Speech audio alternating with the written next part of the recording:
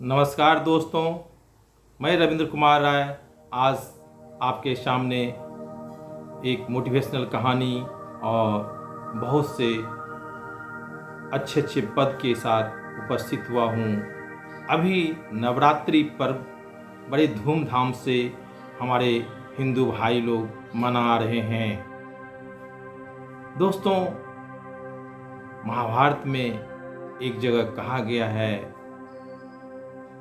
यदा यदा हि धर्मस्य ग्लानिर्भवति भारत अभ्युत्थानं अधर्मस्य तदात्मानं सृजाम्यहम्।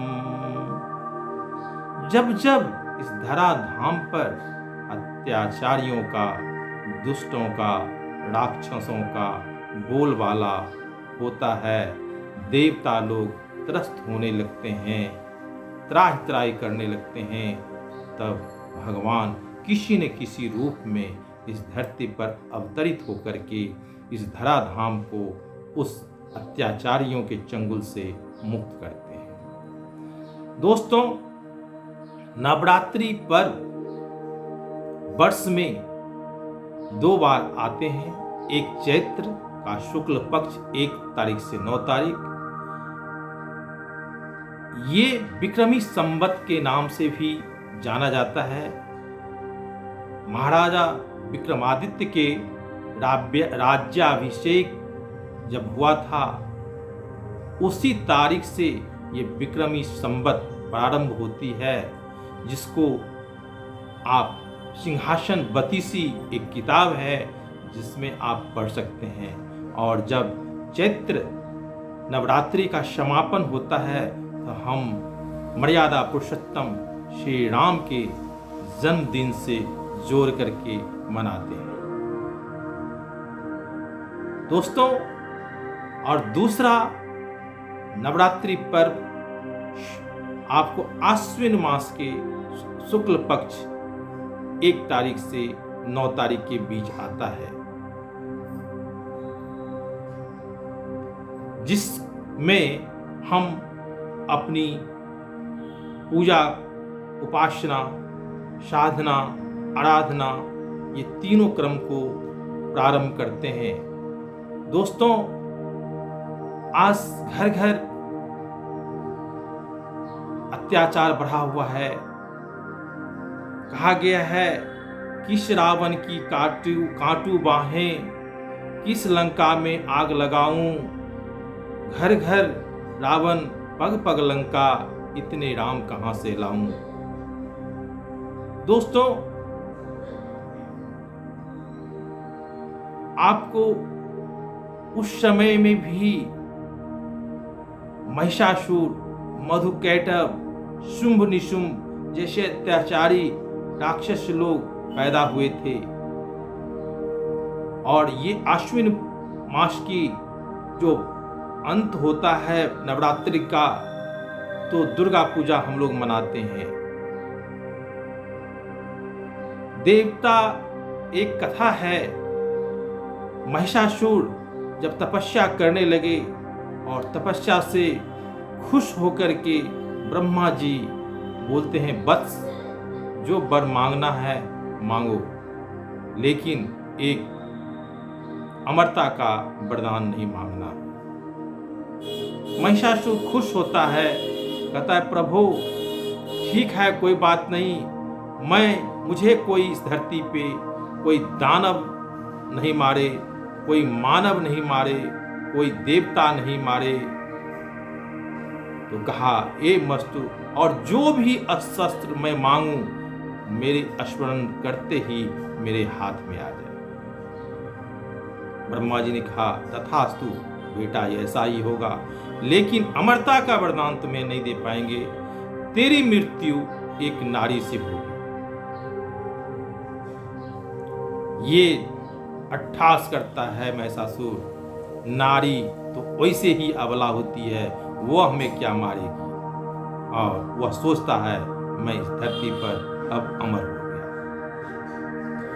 वह कहता है, पाताल लोक मेरा, पृथ्वी लोक मेरा, और देवताओं के पास भी लड़ने के लिए चलते हैं। देवता के पास नारद कहता है, देवता लोग, अब आपकी राज्य छीनी जाएगी। इंद्र कुपित होता है, नारद से कहता है, जब यह वरदान आपके पिता ब्रह्मा दे रहे थे, आपने मना क्यों नहीं किया?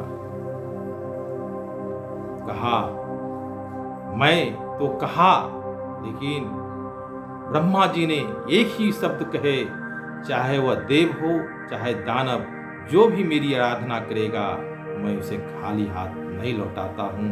विधि का यह विधान है। अंत में महिषासुर को मारने के लिए ब्रह्मा जी ने सभी देवताओं को एक उपाय दिया।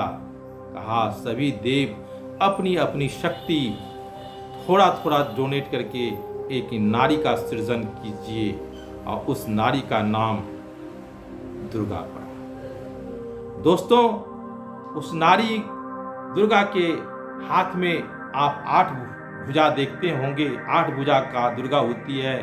उसमें शरीर बल, विद्या बल, चातुर्य बल, धन बल, शस्त्र बल, शौर्य बल, मनोबल, धर्म बल, ये 8 उनकी भुजाएं होती है। और इस भुजा के बल पे महिषासुर का मर्दन करती है दुर्गा। माता बहनों, आपको कहना चाहते हैं, भगवान की उपासना अगर आप करते हैं तो आपको याद रखना होगा, उपासना में लोग सोचते हैं माला खटखटा लिए तो मेरी पूजा हो गई। नहीं, आज रावण के समय में देखते होंगे, रावण ने छल किया था, धोखा दिया था सीता माँ को एक आदमी के रूप में, एक आदमी के गलत हो गया, एक जानवर के रूप में, मारिस के रूप, एक हिरन बन जाता है, जानवर बन जाता है, और तब माँ सीता का छल किया था, माँ सीता को धोखा दिया था। लेकिन आज आप देखते होंगे खेतों में लोग जानवर को भगाने के लिए आदमी का पुतला खड़ा कर देता है। आदमी आज इतना गिर गया है कि मनुष्य किस पतन गर्त में खो गया, आज देवत्व तेरा कहाँ सो गया। देवता भी तरसते थे जिस देह को, उस मनुष्य देह को आज क्या हो गया। दोस्तों, उपासना का अर्थ होता है भगवान के पास बैठना, सद चिंतन सदकर्म वाले के पास बैठना, अच्छे लोगों के पास बैठना। जैसे आग के पास हम बैठते हैं, हमें गर्मी लगती है, हम बर्फ के पास बैठते हैं, हमें ठंडक लगती है। हम इंजीनियरिंग पढ़ते हैं, हम डॉक्टरी पढ़ते हैं, उसका गुण मुझ में आ जाता है। लेकिन हम रोज पूजा करते हैं तो हम में आत्मीयता, इंसानियत नहीं आती है। कहीं न कहीं हमारी पूजा पद्धति में ढोंग पाखंड है। दोस्तों, हमें उपासना के बाद एक पथ आता है साधना। आपको साधना भी करनी चाहिए।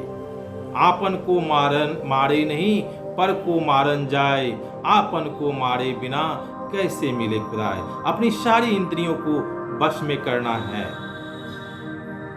अपने जीवा को, अपने आँख को, अपने हाथ को, अपने पैर को। मुख से आप ऐसा वचन बोलिए, मधुर वचन है औषधि, कटुक वचन है तीर, श्रवण द्वार है संचरे, साधुन धरा शरीर। मधुर से तो आप, मिठास से तो आप दुनिया को जी सकते हैं। और आराधना ये हुई जो आप इस समाज से कुछ न कुछ लिए हैं। आज इस समाज का आप पे बहुत बड़ा कर्ज है, इसलिए समाज की भी सेवा होनी चाहिए। इसी को महात्मा गांधी कहा करते थे, हमारे बापू, वैष्णव जन को तेने कहिए जे, पीर पराई जाने रे, पर दुखे उपकार करे तोय, मन अभिमान न आने रे। वैष्णव जन को तेने कहिए जे पीर पराई जाने रे। और दोस्तों, अंत में हम यही कहेंगे कि नवरात्रि का जो आश्विन मास की जो नवरात्रि पर्व होता है, उसका जो प्रारंभ होता है, ज्योतिष शास्त्र में उसका बड़ा महत्व होता है। नक्षत्र विज्ञान का शुभारंभ इसी दिन से प्रारंभ होता है। तो आप समझ गए होंगे ये नवरात्रि का पर्व हमारे रामनवमी और विजयादशमी पर्व दोनों से जुड़ा हुआ होता है। एक विक्रम संवत नया साल का प्रारंभ और एक हमारे ज्योतिषों के अनुसार नया नक्षत्र का वर्ष प्रारंभ होता है। इसी दिन से ज्योतिष लोग नक्षत्र का प्रारंभ करते हैं। तो दोस्तों, आज मैं इतना ही कह करके अपनी वाणी को विराम देता हूँ। अगले मैं पुनः मोटिवेशनल कहानी के साथ उपस्थित होऊंगा। धन्यवाद।